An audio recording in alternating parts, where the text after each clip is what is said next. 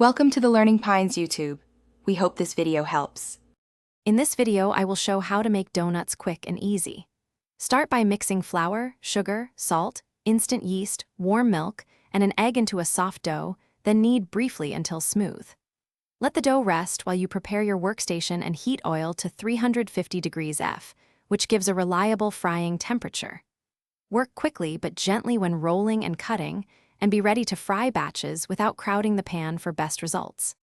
For speed, use instant yeast and a warm environment to shorten proofing time, which keeps the process moving without losing texture. Roll the dough to about 3-5 inches and cut shapes, saving scraps to form mini donuts that fry faster and make great snacks. Keep oil at 350 degrees F and fry no more than a few donuts at once so the temperature stays steady. Then drain on paper towels and glaze while warm for best coating. If you're enjoying this video, please subscribe and hit like, it really helps. Quick recommendation: the Echo Dot smart speaker is perfect for the kitchen, keeps your hands free and your playlist lively while you fry donuts, and it even sets timers so you don't overcook. I find it brightens the space and makes multitasking easier, and you can find a link and other deals in the description. Now let's get back to the video.